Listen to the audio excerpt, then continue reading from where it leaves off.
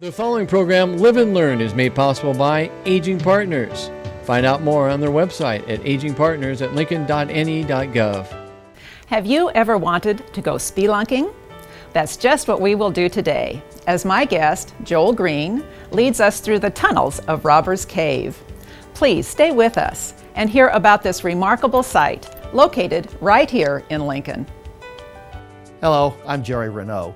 Today on Live and Learn, we have a very special guest. It's ESPN reporter Shelley Smith, who has a wonderful story to tell, a story of triumph and a story of hope. She has seen it all in life, the highs and the lows, and she'll be here to talk about all of that. Stay tuned. Hi there, I'm Tom Johnson, your host for this interesting and behind-the-scenes look at the Pinnacle Bank Arena. Hear from Tom Lorenz, the head man of the PBA, on its growth and importance to the Haymarket and the city of Lincoln. I'm Sam Truax, and today on Live and Learn, my guest is Gary Fair, the president of the Wachiska Audubon Society chapter, who will tell us all about the activities of the Wachiska organization. Stay with us. This and more on today's Live and Learn. Robbers Cave can conjure up many images, depending upon your generation, as this remarkable location has a long and varied history. I'm Kristen Stowes, and I'm so pleased to have as my guest Joel Green, who is writing a book about Robbers Cave. Joel, thank you so much for being on Live and Learn. Thanks for having me. Absolutely. This is going to be a lot of fun. In addition to being an English mentor with Lincoln Public Schools, you told me that you are a self-proclaimed history nerd. How did this play into your involvement in writing a book about Robbers Cave? Well, I tell you, I usually start out tours explaining to people that my Aunt Peggy really liked Halloween, and when I was a little kid I had that Guide to the Ghost of Lincoln book, and she would cruise around Lincoln, take us to a lot of spooky spots. I wouldn't read Guide to the Ghost of Lincoln as a historical text, but that's kind of how I became involved with the cave. Several years ago I started a book on the cave when my wife was doing a research project on it, and I kind of volunteered to help her with that, and ended up with a really fat manila folder full of a lot of stories and information. Wow, so all of your interests and talent came together. It sure did. That's yeah. Wonderful. So it seems like in doing your research, you have really gotten firsthand information for this book. I tried my best. Yeah, luckily I tracked down the old owner of the cave. 86-year-old Ed Scarborough Jr. was very kind and generous. I was able to talk him into coming over to the brewery. We had a 2.5-hour long interview. I've been over to his place several times. He's shared a lot of neat photographs and stories that I'd like to add into the book as well. So that's been great. That's fabulous. I can imagine how interesting that has all been. How far back does the history of Robbers Cave go? The actual original tunnel started out as a little pock in the sandstone bluff and was extended from running water from Salt Creek most likely. But then it was enlarged as logging caverns when a couple of brewers, one from Minnesota, one from Wisconsin, came and purchased the tunnels to take advantage of the constant 55-degree temperatures in the tunnels. One was from Waukesha, Wisconsin, the other guy was from Red Wing, Minnesota, and they hired a German immigrant as a laborer to extend the tunnels. It took him almost 4 years, but he single-handedly by himself with a pickaxe, a shovel, and a wheelbarrow hacked out the 5,600 square foot cave off of the natural tunnel. So that's amazing. Yeah, that really is. Yeah, there was a brewery there from 1869 all the way to 1873. So okay, all right. Pioneer Brewing Company was first brewery in Nebraska, in Lincoln actually. So it started out as a brewery, but it had a whole another side to this story, I have a feeling, as time goes on. So obviously the cave had to be cleaned out. What were some of the items you came upon when you were cleaning out the cave to open it? Well, one of the neat objects, before we go down the steps to the barrel room where I take guests through into tunnel number 1, you'll see this old wooden sign. And that was brought back to us by a gentleman, and it was hand painted by Ed Scarborough Jr. And we're really glad it ended up back on the property after all those years, since the cave had been in his family for 4 generations. It gave us a lot of names of the nooks and crannies of the cave: Fat Man's Misery, Robber's Roost, the question mark. So I like to use that if people get turned around down there. I can show them exactly where we got to go. But really a neat piece that used to hang on the fence near the entrance to the cave. It's just the perfect thing to have. Yeah. Some of the other objects, a lot of old cans, bottles, tools, things of that nature. Some of it obviously is from the 50s and 60s, but some of the little apothecary bottles, whiskey bottles, cough syrup bottles date back all the way to the 1890s and really early 1900s. So definitely a lot of old things down Kind there of an buried in the archaeologist sand. find here. Yeah, even an old wagon wheel Really? was down there buried about 4 feet in the sand. So. Oh, wow. That must have been very fun to come upon. Well, I feel like we're very fortunate to have you here today, and you can talk about the history and some of the interesting stories as you're actually going to lead us through the tunnels Okay. of Robbers Cave on a tour. Great. How far underground are these tunnels? From the actual brewery / restaurant, you'd be at the entrance of the cave, you'd be down about 3 stories. But when you're standing in tunnel number 1, if you were to walk out of the original entrance, you'd be outside. So you have to keep in mind that you're kind of on a sandstone bluff that slopes at a decline. So I'd say 3 or 4 stories. The lowest point of the cave was at the bottom of a well, was 82 feet. And then there's an air shaft as you're walking back toward tunnel 1 that's about 30 feet deep. So it's definitely different levels, but the lowest point was 82 feet at one time, was at the bottom of the well. But when you start the tour, you're about 3-4 stories underground. And it doesn't seem like you've gone that far down when you take the tour, I have to say. So True, that true. was amazing for me to hear. The lights help. Yeah, the lighting helps a lot. So after tunnel 1, then you go into a connecting tunnel. And the thing that is so interesting, these walls are sandstone, and every single inch is covered with either writings or carvings that date way back. What is the earliest carving date, and what other kinds of carvings do you see? Sam Dalton, 1875 is the oldest carving we found. The Journal Star had a picture of that a long time ago, so we knew just where to find that. Okay. There's a lot of peace signs, hearts, Greek lettering, a lot of faces. There's faces all over the place, and so, but Sam Dalton, 1875 is the oldest that we found so far. And you just see carvings from all periods of time and all kinds of pictures Exactly. and writing. ABBA, Metallica, it's all down there. I think it's so interesting. And the walls being sandstone, I mean, you can actually feel the sand, and yet it is compressed so hard that those carvings have maintained themselves over all this period of time. Yeah, and when we're in tunnel number 2, I like to point out to folks Gardner Moore, the old owner of Ideal Grocery Store. Ed Jr., the old owner of the cave, told me that he was in the cave back in 1906, and by Fat Man's Misery, he hopped up on a picnic table, put a deep carving of his name high up on the wall. And I like to point that out to people because it's there 111 years later, clear as day. So. And it's fun when so many Lincolnites know names of past citizens that have been down there and True. contributed these stories It happens that a lot, you can yeah. tell. And I think that's wonderful. I think everyone has a memory of Robbers Cave from way back when. Mine was from the early 70s. And the major thing I can remember are the bats that were swooping overhead. I remember ducking because bats were swooping over my head. They didn't get stuck in your hair, did they? They did not, Okay, but good. I moved fast. Okay. But you have said that the bats really have kind of been a complicating factor for you. For the brewery during construction, they discovered, in addition to the brown bats, the tricolored bats, the cave is actually home to northern long-eared bats. And the northern long-eareds happen to be on the government's threatened species list. And so there's tunnel number 3 that for many years was known as the lunchroom, that has the big 30-foot picnic table and the fireplace chimney where a lot of parties and birthdays and barbecues. That actually became a nocturnal bat habitat. They had to mesh everything off to protect the bats and install some nocturnal lighting, but the chimney from the old fireplace is where the bats come and go. So they're protected, and zoologists stop by every once in a while. The bats are tagged. They take a little Q-tip and make sure that they're not affected by the white nose disorder, which has reached Nebraska all the way into Cass County now. So. How interesting. Wow.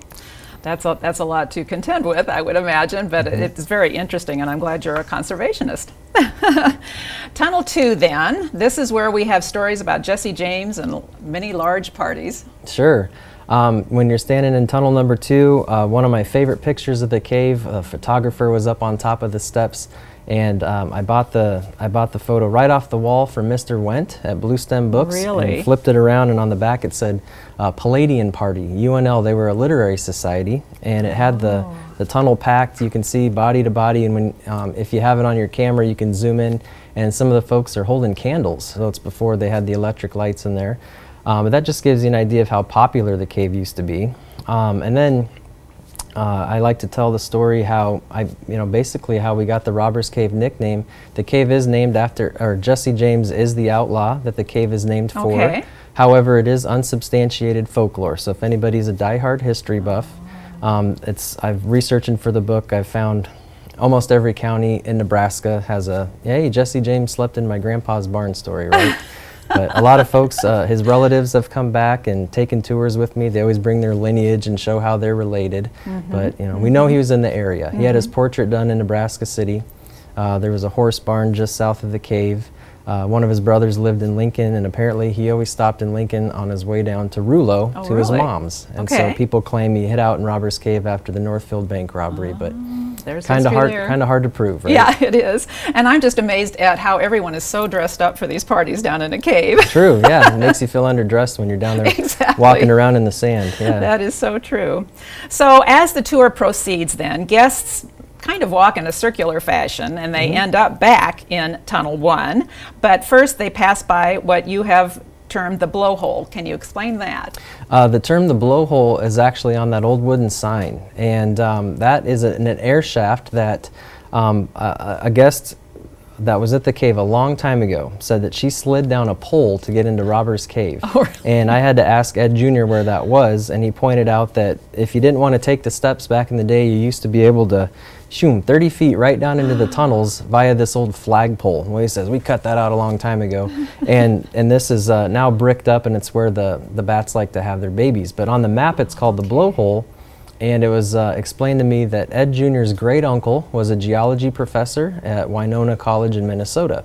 And when the salt water, or the water from Salt Creek was coming back, it built up some pressure in the natural tunnel and popped a hole. It found a soft spot in the sandstone. So it was basically just open at the top of the cave there for a while. Oh my goodness, and you can actually look up. Yeah, And guests can crawl up there and look up and see where the pole used to be, see where the hole used to be too.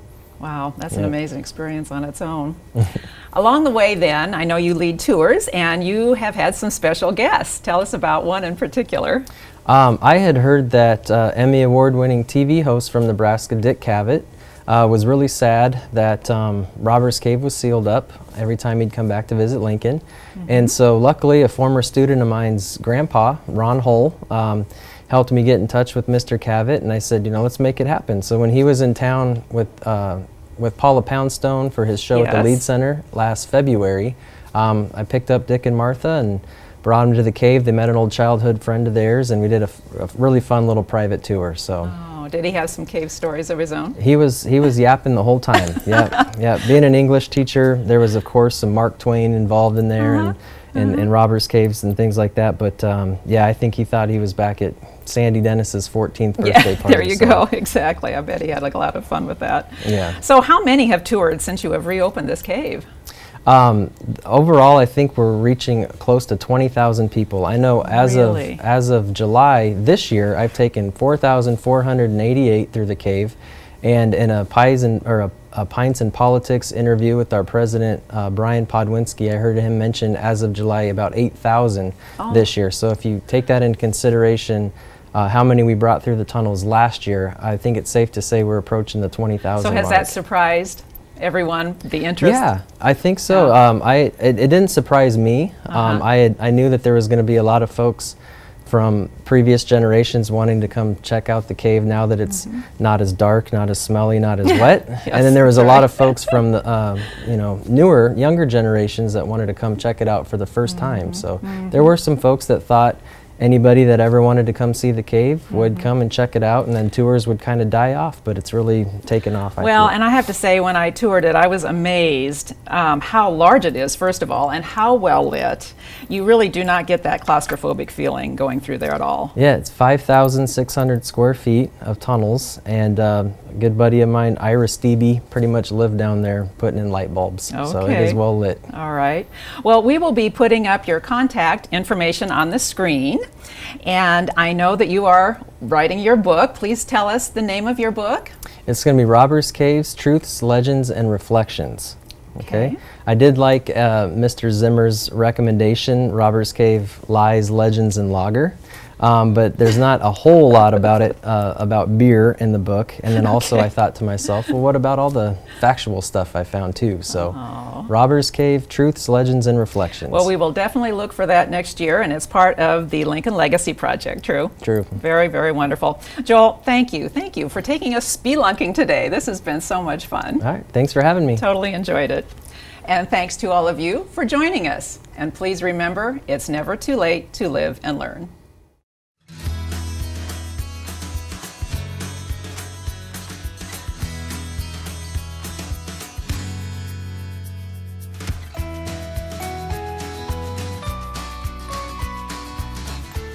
Hello and welcome to Live and Learn. I'm your host, Jerry Renaud. Today on our segment, we have a very special guest. It's an old friend. It's somebody that you probably know as well. She is well known as a sports reporter for ESPN, covering fabulous events all around the world. And she is our special guest today, and she has a wonderful story to tell us today. Shelley, thanks for being with us Thanks, today. Jerry. It's great to be here. First of all, I have to ask, is it really as cool as it sounds to work for ESPN and to be Yes. able to do all those things? It is. I mean, I would lie if I say every single moment is fun, but every day I wake up for work, I'm excited to go. I'm excited for whatever the next event is. I'm excited for the uncertainty. I rarely know what I'm doing next week, for example, but I like that. I've gotten used to it. A lot of people would drive them crazy not having a 9 to 5 or someplace to go every day, but I really like it. I like not knowing where I'm going or what I'm doing, knowing that it's going to be something cool to go to. And you get to rub shoulders with famous people. That's got to be kind of fun. Well, it's every famous athlete. I'm not starstruck anymore by athletes, but entertainers. If I see some big entertainer like Katy Perry at an event, I get all excited seeing her. But it is nice to be able to say that you've interviewed probably the top athletes in the world. So it's been a real treat for my career. And you've got to travel around the world. You Yeah. worked for Stars and Stripes in Korea for a while, and you Right. worked for Sports Illustrated for a while, and lived in San Francisco, and now you're based out of LA. So it's nice to be able to see the world as well. It is, definitely. It's taken me a lot of great places. All right, very cool. Okay, let's talk about while we're here. I mean, you're a great storyteller, and as I've heard many times, and we could sit and talk about stories all day long, but I think you have a really interesting story to tell, and it's one that I would like us to talk about today. So you were back in town a few years ago. You came and you talked to students. That's one of the things actually I did want to mention, that you're sort of gotten into the teaching business. mode of things. You're doing some teaching at Just want to be like you, Jerry. Oh yeah, I everybody do. wants to be just I like do. me. So you're doing some teaching at USC, and you did some teaching at Nebraska a few years ago. Isn't that fun to be around young people and the exhilaration? and help them get better. And I saw them get better because my students at USC were not very good when I first started, and by the end of the semester they were good, and it caused me to come back. And so I'm back teaching again this fall, and I love seeing them improve and getting to help put them in a position to get a job. Excellent. Okay, so you were here a couple of years ago, 3 years ago. and you went back to LA, and you got some fairly devastating news. Tell us a little bit about that. A friend of mine had a mammogram, and she was very young, 36, and was diagnosed with a really horrible type of breast cancer, which is called triple negative. And I was stunned to hear that she had gotten breast cancer, and she was 36. And I said, geez, I haven't had a mammogram in a while. I better go in. So I went in and didn't hear anything for a couple of days, said, oh, everything's fine. And then I get a call from my doctor. And he tells me I have breast cancer. I need to come back in. They think it's breast cancer. And the immediate fear that goes through your soul, and I know you've had health scares too. Everybody pretty much has had health scares. It really is a scare. And whether it's confirmed or not, it's scary. And I was terrified, and I was paralyzed with fear. And I'm a go-getter, and I go after things. And so as soon as I got my oncologist, and I ended up using my friend's oncologist and had lunch with her and found out what to expect, and I had a plan, then I was good. So I always say, one student asked me when I was speaking in Colorado, said, what do you do when things are really hard? And I said, well, I try to make a plan. Because if you have a plan, all you have to do is put one foot in front of the other and go in that direction. And there's deviations, of course, because things happen, but I felt so much better that I was able to announce to the world, basically in October, that I was dealing with breast cancer. And I thought, oh, well, nobody's going to pay any attention. And then suddenly it's all over the place. And I've dealt with it very publicly since then. I went very public when Was that difficult? I mean, because most people don't have to deal with it on the same level that you do or did. It wasn't because, well, first of all, I was taken aback by how many people cared. And I said people on Twitter started being nice. That's when I knew something was really wrong. But once I realized that what I was going through was what 1 in 8 women will go through, and almost as much on the male side, but that I wasn't scared anymore. I was no longer paralyzed by fear. I was motivated by the reactions from people, and I was motivated to get better. And I couldn't wait for the surgery. I had surgery in January. I started chemo. I took pictures. I went into it with a brave outlook, and I've done stories on people who've had cancer and much worse than me, and are just fine. So I knew my oncologist said I had a good chance for an outcome, but it came time to go back to work, and I didn't have any hair anymore, and I didn't know what to do. And my oncologist said to me, it would empower a lot of people if you would go on the air without any hair, go on the air bald. And I said, oh, geez, I don't know. And we have a picture of it yeah, here. There you go. There's me. Yeah. That must have been tough. Man, that it must was. have been I had tough. to draw my eyebrows on. You can see one's different than the other, the one over the yeah. left. Yeah, because I had to draw them on because I didn't have any eyebrows left. But and then I thought, well, what the heck? And my oncologist said, I want you to write on your forehead, made by Dr. Chan. And I said, okay. But I didn't, and I just embraced it. And I went out and I did the NFL draft in Hawaii, and I was on the beach, and my hair wasn't blowing. I didn't have any hair to blow. And the girl next to me is from NFL Network, and I said, look at you with your hair blowing all over, and I don't have that. And the reaction, I'm told, here on campus and at ESPN, people were just stunned and stopped moving and stopped talking. They just had never seen a female in sports television go on the air bald, and I just embraced I think it was the first. I think it was. And I didn't care. I didn't want to wear a hat because my head wasn't cold, and everyone says you have a nice head, and I said, okay. And it made me feel free that I did that. And I know a lot of people, it took away the stigma, I think. It helped take away the stigma. I think it's still there, and it's a very personal decision, right? Whether you want to wear a wig or a cap or whatever. And of course, you should be able to wear whatever you want, but there should be no stigma for going bald. 1 in 8 women will battle breast cancer, and probably that many will go bald at some point and lose their hair. And I have friends who can't go out of the house unless they have their wig on, but that's fine. Right. I just did it because I didn't want people to look down on people who didn't have any hair. My one fear in all of this was little kids who might not understand that you lose your hair when you have chemotherapy. And sure enough, one of my colleagues' children was watching TV and said, Daddy, that woman doesn't have any hair.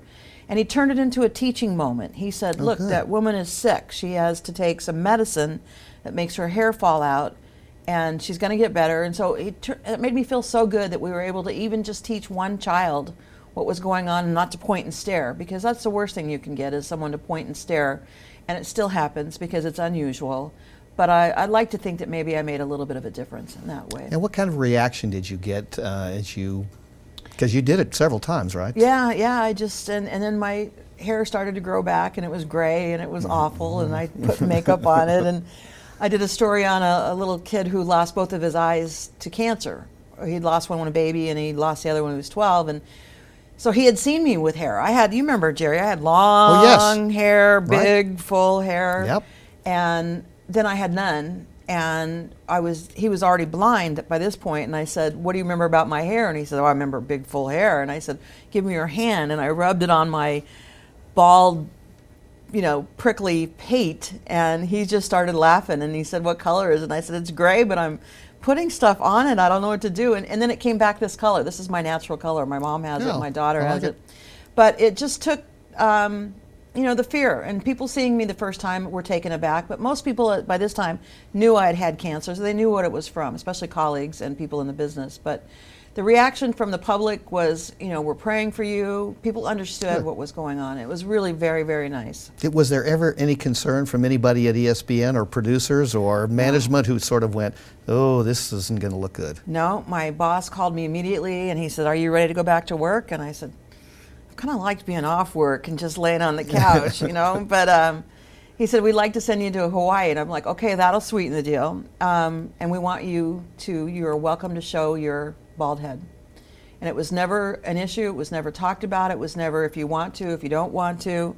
We'd like to wait. It was never that. It was they accepted me immediately and have been tremendous ever since. And I had a stroke in May. Yeah, that's sort of our next move is that you got through because you got through the cancer. Right. I mean, you're cancer free now. And from the cancer because the cancer, that's what they say. You're susceptible to blood clots, and the cancer can create them, or the chemo can create them. And so the blood clots came, and I was in the Golden State Warriors locker room, training room. This is a frightening story. It is, and all of a sudden I couldn't talk. I could only go ooh, ooh, ooh, and I couldn't feel my right arm or my right leg. And the trainers came out and grabbed me and put me on the training table, and I didn't know what was going on. And it wasn't until I looked down at my right arm, and I thought I was lifting it, and it was dead, and I could go like this. And then I got scared, got really scared, and then I was in the hospital, and they did CAT scans of my brain, and right before the second one they were just about to go into surgery. We were about to go and relieve the pressure on my brain because they found a white spot on my left side of my head. It broke, it cleared. So then all of a sudden I'm raising that right arm and that right leg's going up, and I'm talking, and I'm like, I'm better, I can go. And the doctor's like, you sound so much better. And I said, yes, I am. And I have to do 4 a.m. live shots tomorrow. And they go, oh, no, you're not going on TV at 4 in the morning tomorrow. And I said, no, I'm fine. I can go home. I wanted to get back to my hotel. It was the first game of the Western Conference Finals, which I love. And no, I had to. They weren't even sure I could fly. So, but finally, it's only an hour flight back to LA. So my daughter flew up, and we flew back to LA, and I went and got checked by my oncologist. And he's like, I have to take blood thinners now. That's the only thing I have to do, and I should be fine. But nobody ever told me that blood clots, you could be susceptible to blood clots. So anybody who's had cancer out there, be careful of blood clots. I knew something was wrong. I thought it was bronchitis. Because I was trying to walk my dog, and I was... Oh, had this been coming on, do you think? For a week. And I went to urgent care, and the doctor said, oh, you have bronchitis. I was like, oh, okay.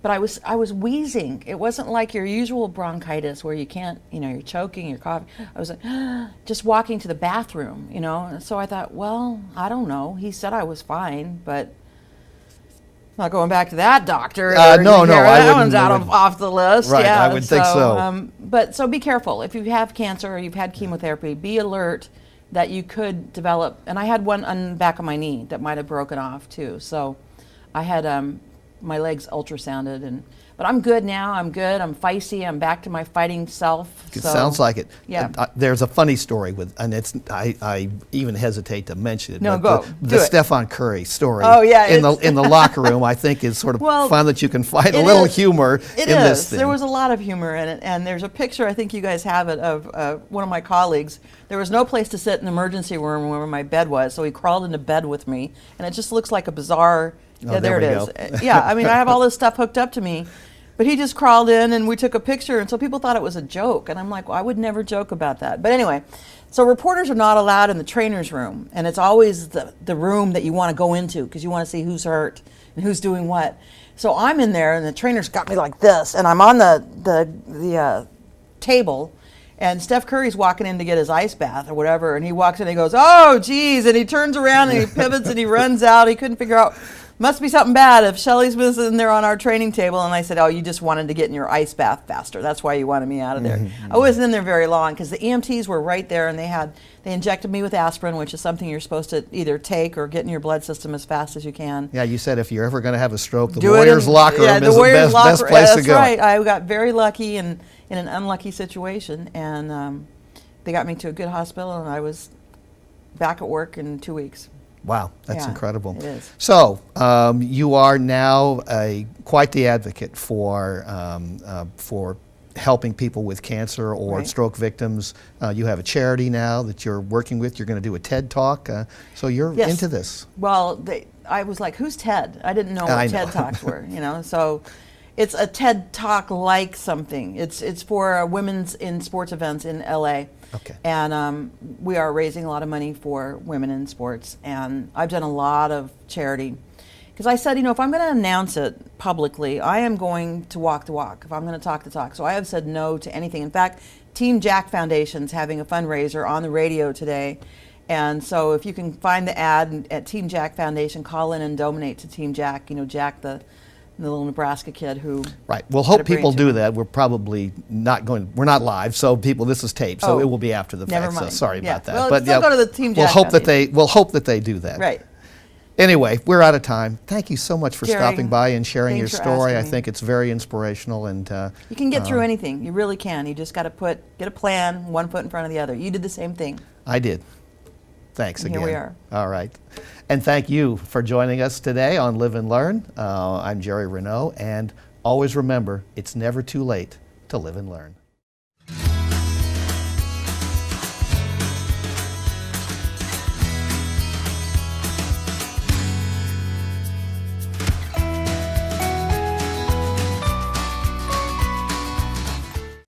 Joining us now is Tom Lorenz, the head man of the PBA. And Tom, welcome. Thank you, Tom. I really appreciate being here. Well, let's take a look back at the history of the Pinnacle Bank Arena, albeit not a long time ago.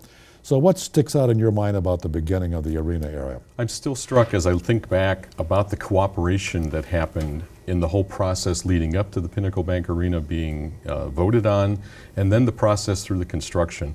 The whole group that got together through all the countless meetings was always looking to find great solutions. There was no one trying to stand up and take credit. Everybody worked together, and it was a very, very collegiate type of an atmosphere there. And it was really fun to be part of. You know, sometimes something like that, a project, can be difficult. This one, Tom, just went so well together. And then as you think about the opening, we did 10 shows in the first 80 days, and it was amazing. We were handed a building not only that looked great, and not that just had great sight lines and fan amenities, but one that worked. So every crew that came in had a great experience, and the artists really loved it. So in other words, it's opening night, and it's like, Tom, it's yours. It is, you know, and we had it. We got in about a month early, and so we had a little time to get acclimated. And I got my desk set up, and the crew went and did a great job ever since. And there's no way to compare the Pinnacle Bank with the old Pershing. You know, I had the honor of being the general manager at Pershing from about 2000 until we closed down a couple years after we opened the arena. And what a wonderful building. You know, built, designed in the 40s, built in 1956 and 57. So many years of great history there, so many great memories. But the thing with that, we knew as we went further and further on with Pershing, that the business had grown beyond it. That production-wise we couldn't handle the things that we're being asked to do, that we didn't have the patron amenities that people had, just simple things like enough bathrooms and things like that. So it was difficult to walk away from Pershing, but it was time for that, and to be able to move into Pinnacle Bank Arena was just like walking into a different world. And the Pershing, I mean, it still will have many, many memories for many, many people. Oh, it does. And, you know, we had a chance to chat before, and we talked about lots of things. We talked about some of the concerts and roller derby and all the different events that happened there, and graduations and indoor football and so many things. And it was a very versatile building to be able to have the permanent proscenium stage at one end, to have a large seating bank, about 4,500 seats, a nice big floor, and then the whole basement. Tom, we got to do so many cool things together, and you and I got to do some events there, and they're still great memories. Oh, Ribfest is one. That was, Ribfest outside. We did our 21st annual Ribfest this year, and we still kind of miss doing it downtown. It was such a kind of a tight area, and so many people. It was a great event at the time. We really loved doing that, and I'm kind of happy that the building's still standing there. It's still fun to drive by and look at it and think about all the great things that happened. Well, now the Pinnacle Bank Arena is a driver of economic force and for the Haymarket area and also for the city of Lincoln. Mm-hmm. It was built, as an economic engine. That's why you build those large event spaces like that. But the thing is, not every city, when they take on a project like that, sees such a return like we've had. The Pinnacle Bank Arena was built in an area that was railroad storage yard. And so to be able to take the railroad tracks, move them to the west and to the north, make it a much more efficient way for them to travel the trains through, and then to put that space kind of back on the tax rolls, clean up the area, and make it part of town was a great, great benefit. So many things happen. I mean, the arena anchors the Haymarket Rail Yard, which has contributed to the growth of Lincoln's Silicon Prairie reputation. We saw a new Amtrak station down there that makes it really easy for people to travel to California or to Chicago. We have athletic facilities now, so we've got the arena and the Memorial Stadium, Salt Dog Stadium, the new Breslow Ice Center. All those things are together, and it's on the entryway to the city, so it's just a beautiful corridor to come in and look at. The District Energy Facility, which doesn't get a lot of talked about there, but it's a great, efficient way for us to get steam and hot water and power all those buildings down in the rail yards. So it's a really, really good addition. New residential units, young professionals, all those kind of things were built up around there.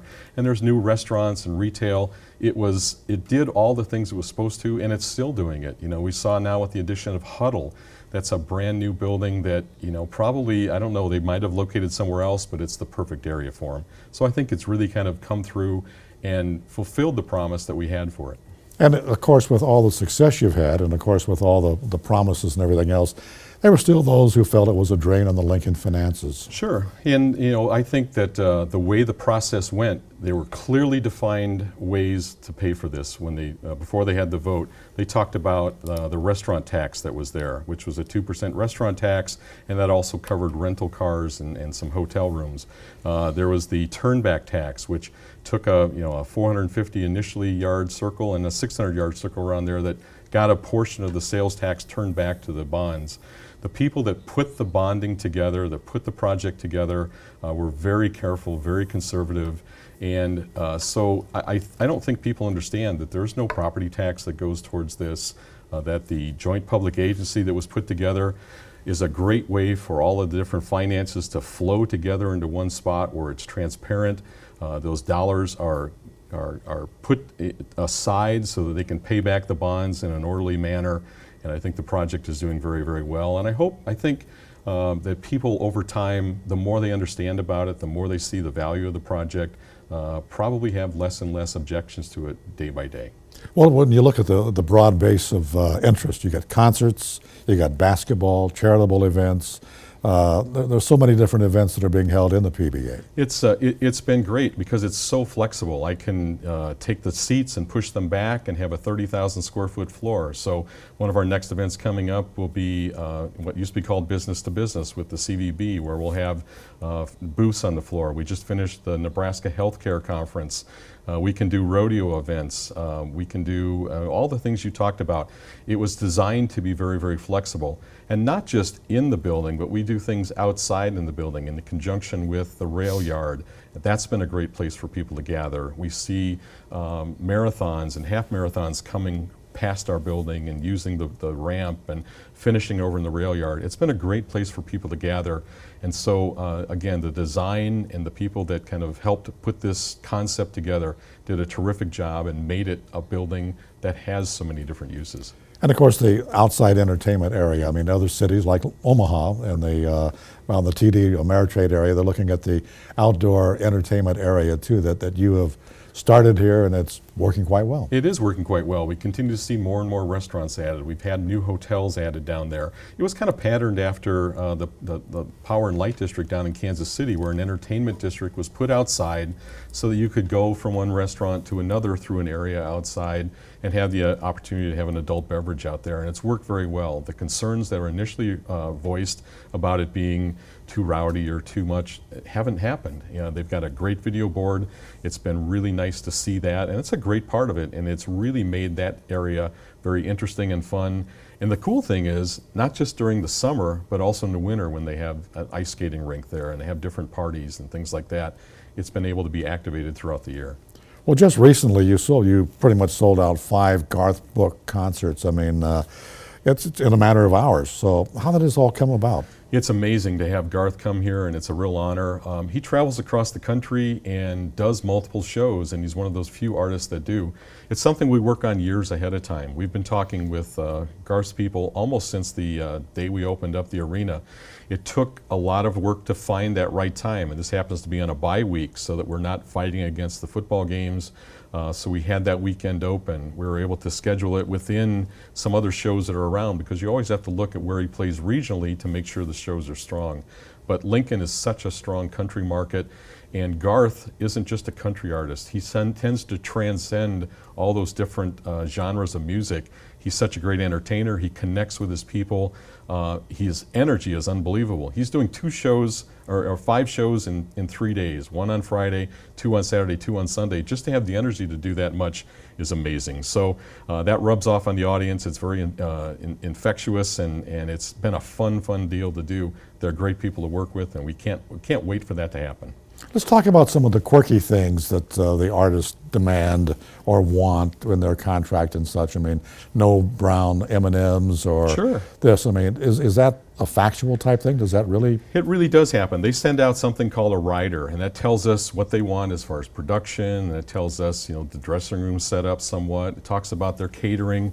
And so we always look at that, and a lot of those things I know were put in there just to make sure you were reading the rider. So years ago when it was no brown M&Ms, if you called them and said, hey, what's this deal about brown M&Ms, they know that you read all the details and you were ready for it. Sometimes though, they really have things with food allergies, or they want certain things in their room, they want certain privacy, and so we try to take care of all those things. Back in the days when it was record label driven and the bands were just out touring to have fun, it was probably a little looser. It's a business now, but they're still very specific, and we want to make sure that the artist's having a great day, because if they have a great day backstage, it shows up out on the stage. What are the strangest things that have been asked for that you can recall? We've had some interesting food choices. We've had requests for maybe certain types of furniture or something. Someone was having a birthday one time when I was working in another arena, and they wanted some animals to come in sort of dressed up, and so they allowed, that was a strange request back in the day. But right now it's pretty businesslike, and the artists they're artists, and so we get some very interesting things from them, and we always try to make sure that they feel good about their experience here in Nebraska. Not only the Pinnacle Bank Arena, you also run the Pinewood Bowl too. We've had a blast out at the Pinewood Bowl. This is our 6th season we're about to finish. We're going to do 13 shows this year, and it's a wonderful, beautiful venue. The stage built back as a WPA project, the cover built in the 70s, and for 60 years they've had the play going on out there. So it's been a wonderful experience for us to be able to put on shows, and it's a great atmosphere. Does your staff go out and solicit concerts, or do you have concerts that solicit you? We do both. We have our staff, and we're obviously out working with the promoters and working with the agents to tell them about the building, to show them the successes we've had. And then because of that, we have the promoters calling us and asking us for dates when they've put an agreement together with an artist. So it works both ways, and it's been very, very successful. Any plans on the upgrade for the Pinewood Bowl? Yeah, we're able to work with the Lincoln Convention and Visitor Bureau, the County Board, the Visitor Promotion Committee, and we're going to be able to do some upgrades backstage. Nothing's really been done there since the 70s, so we'll have some better spots for the artist. Then we'll do some things out front, in front of the house, where we'll add hopefully some better concession areas, a better entry point. The Parks has already done some great work on special needs access, and we'll try to make the experience even nicer for everyone. Quickly, anything else you'd like to add about the PBA and its place in Lincoln's? I just have to say that it's such an honor for myself and my staff to be able to work at that building, that Lincoln supports it so strongly. We have great partners at the university we get to work with, the city, and everyone. Tom, it's just been a blast. Tom Lorenz of the Pinnacle Bank Arena, thank you so much for being with us. Thanks for asking.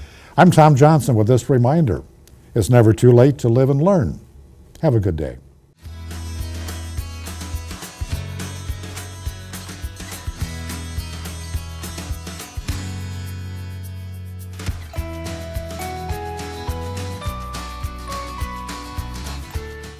I'm Sam Truax, and today on Live and Learn, My guest is Gary Fair, president of the Wachiska Audubon Society chapter here in Lincoln, and he's going to tell us about the activities of Wachiska.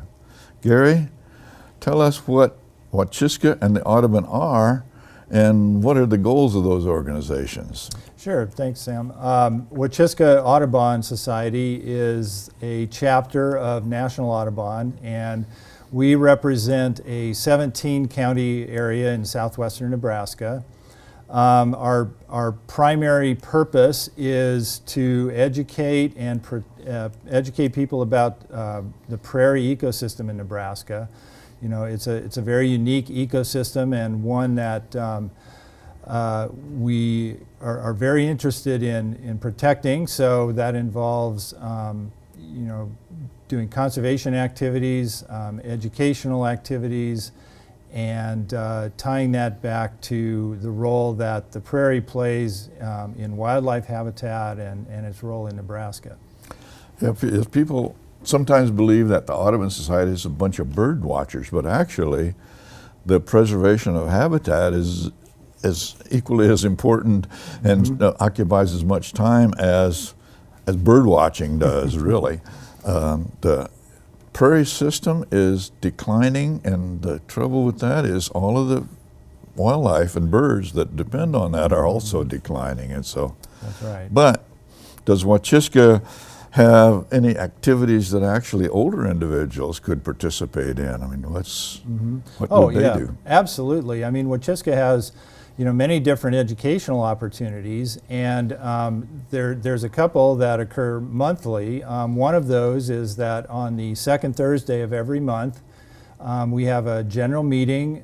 This is open to the public. Anybody is welcome to attend, and each month we feature an informative speaker who presents on a topic of their choice, and often it's related to some aspect of the environment. Most recently, we've had, with the total eclipse, we had a professor of the astronomy department at UNL talk about you know, some of the science and the physics behind the eclipse, but it can range all over the map in terms of some interesting talk about the natural world. And so that is you know, just a great opportunity for people, young or old, to attend, learn something, interact with some other people, you know, meet some new people maybe, and there's a refreshment time at the end. So that's a great educational program series. Yes, it could introduce to people to what Wachiska does. Actually, one of the guests recently was Luke Doris, the weatherman on one of the local channels. But I had what the Audubon Society representatives on the program about 3 or 4 years ago, and they pointed out that the average of the conservation group, the average age of the conservation group was 68, and that group actually goes out and burns the prairies and attacks the invasive species and actually does some physical stuff. That's true. So consequently, even though one of the board of directors recently was a graduate student until he graduated and moved on, which is a young person, those that are actually doing a lot of the work are the older citizens. Right. Well, a lot of times, you know, what we find is that people, once they retire, maybe have a little bit more free time, and you know, they're not as busy with family activities, and so often that's the case. And you're right. I mean, it's not just attending, you know, presentations or talks. We do have monthly bird watching tours that. We'll take a small group of maybe a dozen people, and these are free. Go around to you know, interesting locations around Nebraska, and we have a guide that points out, you know, different bird species. So definitely, we haven't lost sight of that Audubon bird connection. And then, like you said, you know, there are committee work that people can become involved in. Prairie conservation definitely is a very important integral committee in our work, and yes, that does sometimes involve, you know, lots of physical activity. So it's really up to the individual what type of, you know, involvement they want to have. Well, from time to time on the screen, it'll show contact numbers for people who actually want to to get more involved and, Right. and learn about Wachiska. But the mission is preserving the habitat for birds. So what does Wachiska actually do to achieve that mission? I know. Well, so some of the things we've already kind of touched on, but you know, the mission is to protect the habitat in our region, and so for Nebraska, that basically means prairies. And so Prairie, yeah. all of the species, and bird species, but not only bird species, animal species, plant species that are indigenous to this region. Pollinators, basically, getting a lot of press these days, you know. Bet, and you bet. they- So what we, what we do in our conservation efforts is we're trying to protect areas of that ecosystem so that we still do have prairie remaining for generations to come, and to provide habitat, critical habitat for these species. Yeah, I believe Wachiska actually does that by having conservation easements on some of the remaining prairies around here, and also owns quite a bit of prairie also. That's right. But the interesting thing to me about that is that a lot of those prairies are publicly accessible. If you wanted to go out and look for a bobolink or a dick thistle or some bird, you can go out to 15 of the prairies around the 17 county area and take a look for some birds. Or if you want to do something idealistic, like people take their blanket out and have a picnic in the grass, hey, they can do it on some of those prairies. That's right. Yeah, and we own 9 parcels of land, 9 prairies, and then we, like you said, we have conservation easements. I think the number at this point is up to 24 conservation easements, and so that's another way that people can become involved. If you have land and you don't want to see it fall into the hands of development or continued push of agriculture, and you'd rather see that preserved as a legacy for future generations, then certainly you can contact us and we can have that discussion as well about maybe getting a permanent easement on your property to protect it from development.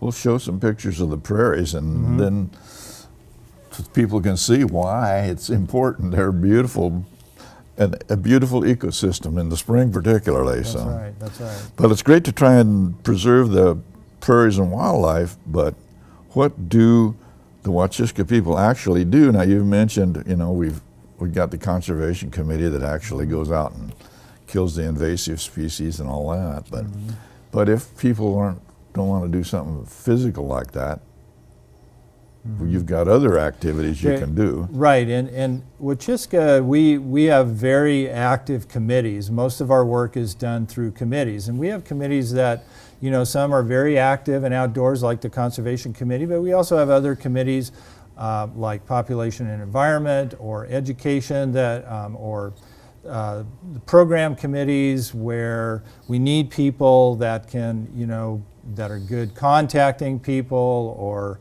helping to organize events, that kind of thing. We have some pictures of the Discovery Days, and that's where the Audubon members will have some pictures of the kids out there trying to catch bugs on the prairies, which are Discovery Days that the Audubon volunteers go out and try and introduce the 4th graders to. Right. And also we'll have pictures of the garden tour, where Wachiska organizes the garden tour, where people in Lincoln can go around and see some amazing habitats right here in town. And so that would be that's on Father's Day every year, I believe. It is, right. And That's a wonderful program, and it's a way for the community to come out. It's a fun afternoon. It's usually announced in the Journal-Star prior to that, and but you're right, it's on Father's Day. We've been doing that for years and years. It's a very popular event where you get a chance to see gardens around the city that people have done, often incorporating native plants that encourage pollinators, butterflies. People are becoming more and more conscientious of the need for more natural gardens, because agricultural practices these days have so many pesticides that some of the species are having a hard time surviving. Right, and we're simply continue to lose habitat. So. Yes, yeah, the habitat moving more toward the city than the country really now. But anyway, the Wachiska members get together, the harvesting seeds, and they have potluck dinners and similar activities that they seem to have a great time with that fellowship. Right. And No, it's wonderful. The potlucks are a great way. We have those periodically. We have a holiday potluck around the holiday time. We just had in the fall, we just had a potluck in the fall with the speaker who presents after we eat. But yeah, just wonderful times to come together. That was a good one. That was down at Union Plaza, Right.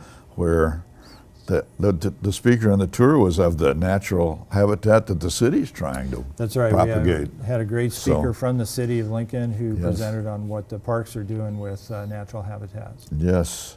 Well, I know you're very environmentally conscious yourself related to the seed harvesting. A lot of the people who are interested in propagating need the seeds from the natural prairie, and that would be something that Green School Farms, one of your operations, would also need the natural habitat seeds to accomplish your goals in the environment. Yeah, definitely. So consequently, we were out harvesting seeds, and you might even use them yourself. Right. I mean, one of the important factors in organic farming, I mean, if we want to tie this to agriculture, is, you know, again, farming depends a lot of the time on the presence of pollinators to pollinate the crops, and so we can encourage populations of pollinators by providing, you know, natural species around the borders to provide the habitat that they need. So there you go. It's a very, very important tie-in. Well, I hope our discussion of Wachiska Audubon has informed our viewers enough that they could consider participating in some of the environmental improvement, because environment is really being stressed now. And Wachiska members share a concern for the environment and share the good fellowship that is making some improvements in the environment. So I want to remind the viewers that they can learn more about Wachiska by logging on to the website which is shown on the screen, or giving a call to the office. And I'd like to thank my guest, Gary Fair, for telling us about Wachiska organization activities. And remember, it's never too late to live and learn or to join Wachiska.